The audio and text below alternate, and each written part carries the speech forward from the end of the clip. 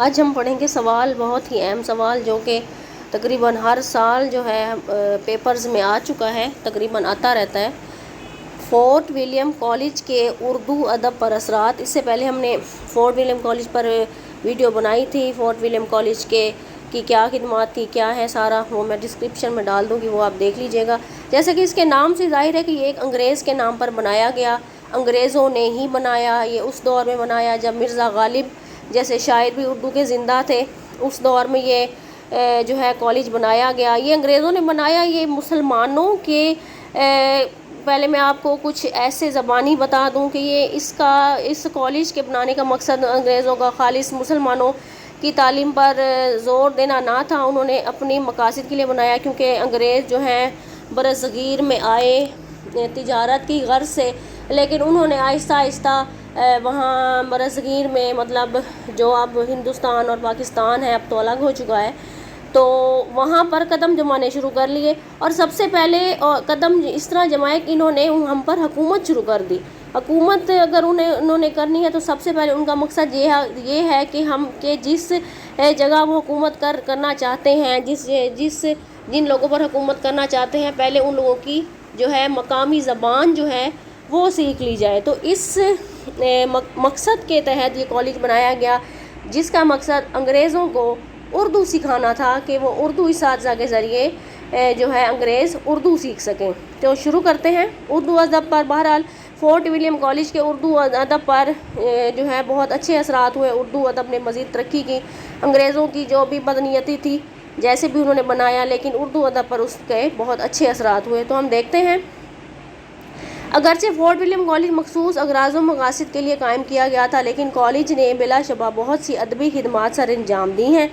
Fort William college کے قیام کے وقت اگرچہ کالج کے باہر بھی اردو کی نثری تصانیف کا سلسلہ جاری تھا، کہ مطلب فورٹ ولیم کالج کے قیام سے پہلے بھی اگر کالج کے باہر دیکھا جائے تو جو اردو نثر ہے اس کا جو ہے سلسلہ جاری تھا، لیکن کوئی باقاعدہ اور متحد کوشش نہ تھی، مطلب کوئی ادارہ نہ تھا، بلکہ متفرق لوگ کچھ نہ کچھ لکھ رہے تھے، مطلب کوئی ادارہ وغیرہ نہ تھا، ہر کوئی اپنے ذاتی طور پر لکھتا تھا اردو نثر کے لیے، داستانیں وغیرہ، افسانے، شاعری وغیرہ، یہ وہ۔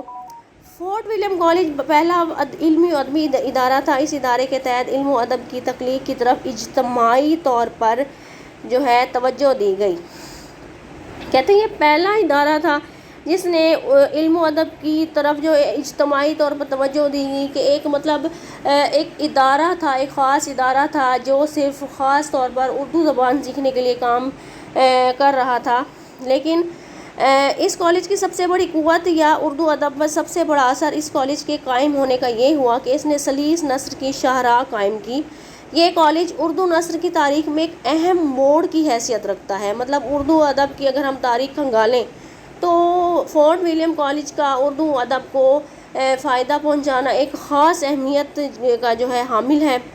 اس نے ایک الگ کردار ادا کیا۔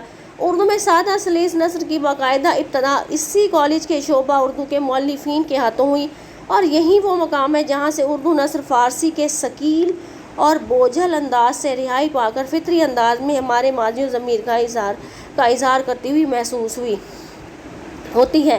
مطلب اردو جو ہے ایک لشکری زبان ہے، اس میں فارسی کے الفاظ ہیں، پنجابی کے الفاظ ہیں، عربی کے الفاظ ہیں، مطلب کافی ساری زبانوں کے ملاپ سے یہ زبان بنی، لیکن فارسی کے کافی الفاظ اس میں پائے جاتے ہیں، لیکن اردو کی اپنی ایک گرامر بن گئی، اردو کی ایک اپنی پہچان بن گئی۔ اردو ادب میں کافی شاعر پیدا ہوئے، نثر نگار پیدا ہوئے، بہت ساری ایسی داستانیں لکھی گئی، کہانیاں لکھی گئیں جو اب تک مشہور ہیں۔ سر سید نے جن اسلوب کی بنیاد رکھی وہ بلا شبہ بہت اہم ہے، لیکن یہ بھی حقیقت ہے کہ ان کی نثر فورٹ ولیم کالج کے سادہ اسلوب کا نقش ثانی ہے۔ فورٹ ولیم کالج کے مصنفین نے اردو کو برصغیر پاک و ہند کی عمومی زبان کا درجہ دے کر اسے دنیا کی ترقی یافتہ زبانوں کی صف میں جو ہے لا کھڑا کیا۔ کہتے ہیں کہ فورٹ ولیم کالج کے جو مصنفین تھے، ظاہری جو بات اتنا بڑا کالج بن رہا تھا اس دور میں، وہ بھی انگریزوں کا بنایا گیا تو وہ کافی بڑا تھا، تو اس نے دنیا کی جو ترقی یافتہ زبانیں ہیں اس میں ایک اردو کو بھی لا کھڑا کیا۔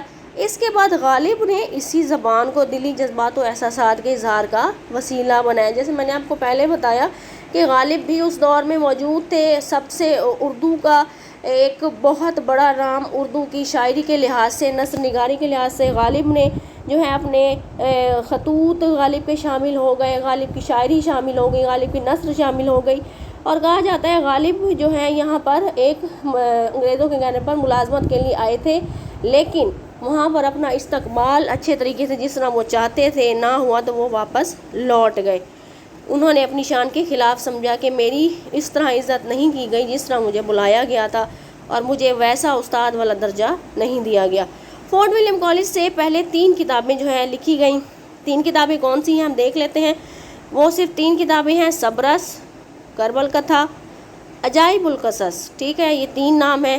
فورٹ ولیم کالج کے وجود میں آنے کے بعد کم و بیش 18 مصنفین نے 49 کتابیں اردو میں تصنیف اور تالیف کی اور ترجمہ کی. جو ہے 18 مصنفین تھے، انہوں نے 49 کتابیں لکھی. اچھا، زبانوں میں وسعت آ گئی. فورٹ ولیم کالج کا ایک اثر یہ بھی ہوا کہ اس میں اردو نثر کا دائرہ صرف داستانوں تک محدود نہ رہا. مطلب پہلے داستانیں لکھی جاتی، شروع میں اگر نثر کا نام تھا تو پہلے داستانیں وغیرہ زیادہ لکھی جاتی تھی، لوگ سنتے تھے، بلکہ اس میں کافی حد تک وسعت آ گئی. اس کالج نے ہندی اردو زبان کی حدود کو واضح طور پر ایک دوسرے سے علیحدہ کر دیا کہ ہندی اور زبان ہے، اردو زبان اور ہے، اس کا رسم الخط اور ہے، ہندی کا بالکل مختلف ہے لکھنے کا طریقہ.